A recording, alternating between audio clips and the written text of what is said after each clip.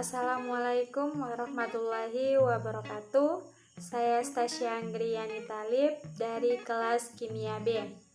Dalam video kali ini saya akan menjelaskan tentang jamur, bakteri, dan virus. Yang pertama yaitu virus. Menurut sejarah, pada tahun 1883, percobaan diawali dari munculnya penyakit mosaik pada daun tembakau. Teori ini dikemukakan oleh Adolf Meyer. Kedua, pada tahun 1892, menyimpulkan adanya partikel yang lebih kecil lagi dari bakteri yang lolos saringan yang menularkan penyakit. Teori ini dikemukakan oleh Dmitri Ivanovsky.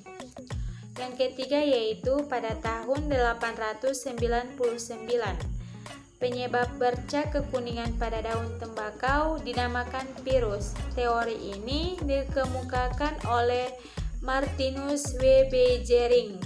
Dan pada tahun 1935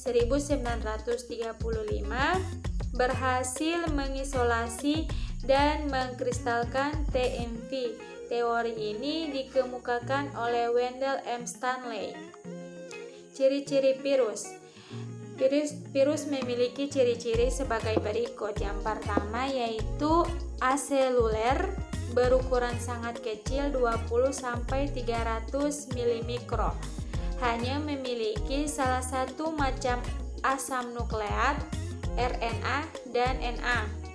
Tubuh terdiri atas kepala, kapsid, isi tubuh, dan serabut ekor. Virus hanya dapat berkembang biak di sel hidup lainnya, seperti sel hidup pada bakteri, hewan, tumbuhan, dan sel hidup pada manusia. Virus tidak dapat membela diri. Di sini ada gambar struktur tubuh virus. Terdapat kapsida protein, DNA, leher, selubung ekor, serabut ekor, dasar, dan kepala. Di sini juga ada gambar ragam bentuk virus. Yang pertama itu ada berbentuk batang, polihedral, bola, dan huruf T. Klasifikasi virus. Klasifikasi virus dibagi atas 3, yaitu menurut susunan taksonomi, materi genetik, organisme yang diserang. Di sini juga ada gambar reproduksi virus. Yang pertama yaitu siklus litik. Terdapat fase adsorpsi, fase injeksi, fase eklifase, fase sintesis, fase replikasi, fase perakitan, dan yang terakhir yaitu fase lisis. Yang kedua yaitu siklus lisogenik. Terdapat fase adsorpsi, fase injeksi, fase penggabungan, fase pembelahan, fase pemisahan, fase ekslifase, fase sintesis, fase replikasi, fase perakitan, dan yang terakhir yaitu fase lisis. Peran virus. Peran virus ini terdapat peran positif. Yang pertama, membuat vaksin. Beberapa contoh vaksin antara lain vaksin MMR, measles, mumps, rubella, berfungsi sebagai pencegah penyakit cacar, gondok, dan campak. Yang kedua yaitu sebagai pembuatan pelawan racun atau antitoksin. Yang ketiga yaitu pelemahan bakteri. Dan yang terakhir yaitu pemanfaatan virus dalam dunia kedokteran. Selain peran positif, virus juga memiliki peran negatif. Yang pertama yaitu virus yang menyerang manusia, seperti HIV yang menyebabkan AIDS, virus influenza, virus hepatitis yang menyebabkan penyakit hati, virus Ebola yang menyebabkan penyakit Ebola, dan virus H5N1 penyebab flu burung. Yang kedua yaitu virus yang menyerang hewan, seperti penyakit kuku mulut yang menyebabkan hewan tidak dapat makan dan berjalan. Dan yang terakhir yaitu virus yang menyerang tumbuhan, seperti bercak kuning yang ada di daun tembakau diakibatkan oleh tobacco mosaic virus. Yang kedua yaitu jamur. Jamur atau biasa disebut dengan fungi adalah organisme eukariotik yang bersel tunggal atau banyak dengan tidak memiliki klorofil. Sel jamur memiliki dinding yang tersusun atas kitin. Karena sifat-sifatnya tersebut dalam klasifikasi makhluk hidup, jamur dipisahkan dalam kingdomnya tersendiri. Ia tidak termasuk dalam kingdom Protista, Monera maupun Plantae. Ciri-ciri fungi yaitu yang pertama bersifat heterotrof. Dinding sel tersusun atas kitin, tubuh bertalus, uniseluler dan multiseluler. Hidup di daerah lembab yang mengandung zat organik, bersifat eukariotik, tidak berklorofil, penghasil spora, berkembang biak secara seksual dan aseksual. Di sini ada gambar tentang reproduksi fungi. Secara alamiah, jamur berkembang biak dengan berbagai cara, baik secara aseksual dengan pembelahan, penguncupan atau pembentukan spora, dapat pula secara seksual dengan peleburan nukleus dari dua sel induknya. Pada pembelahan, suatu sel membagi diri untuk membentuk dua sel anak yang sempurna. Klasifikasi fungi. Yang pertama yaitu Zygomicota, memiliki hifa tidak bersekar dan memiliki beberapa inti.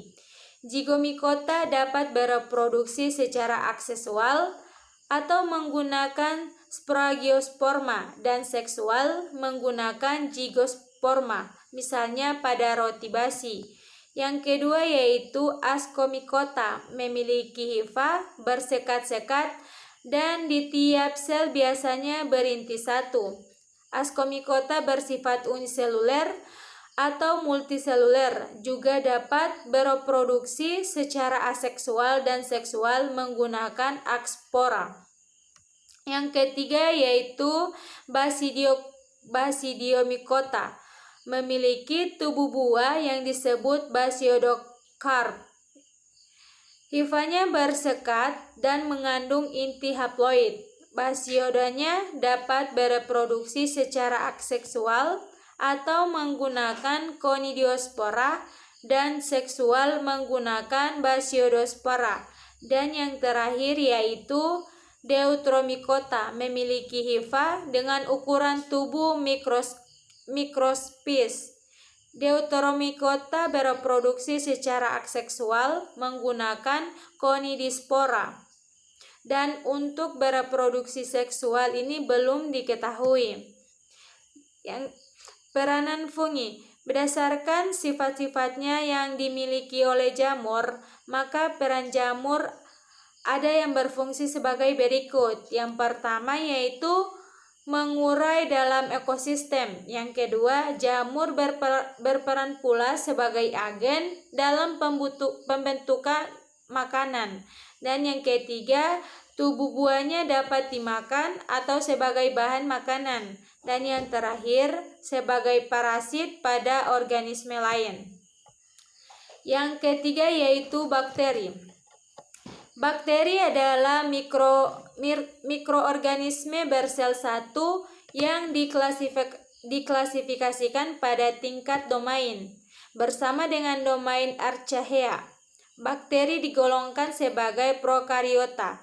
Sel bakteri memiliki bentuk tertentu, misalnya menyerupai bola, batang, atau spiral yang biasanya berukuran beberapa mikrometer. Struktur sel bakteri. Yang pertama yaitu membrasel, ribosom, DNA, dinding sel, flagel, pilus, kapsul, endospora. Klasifikasi bakteri. Berdasarkan bentuk tubuh.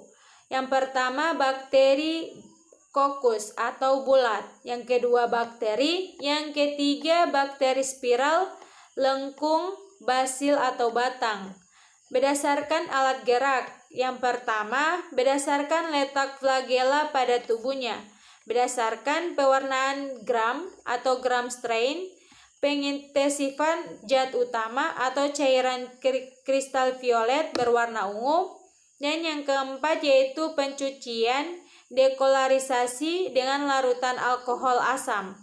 Yang kelima, pemberian zat lawan yaitu zat warna safranin. Yang ketiga yaitu berdasarkan kebutuhan oksigen. Yang pertama bakteri anaerob dan yang kedua bakteri aerob. Di sini juga ada gambar tentang reproduksi bakteri. Di sini terdapat dinding sel, membran plasma, DNA, replikasi DNA, baru dinding sel dan membran plasma mulai membelah, septum terbentuk dan DNA terpisah, sel terpisah menjadi dua, pembelahan biner.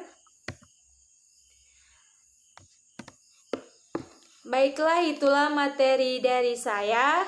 Apabila ada kesalahan mohon dimaafkan. Billahi taufiq wal hidayah. Wassalamualaikum warahmatullahi wabarakatuh.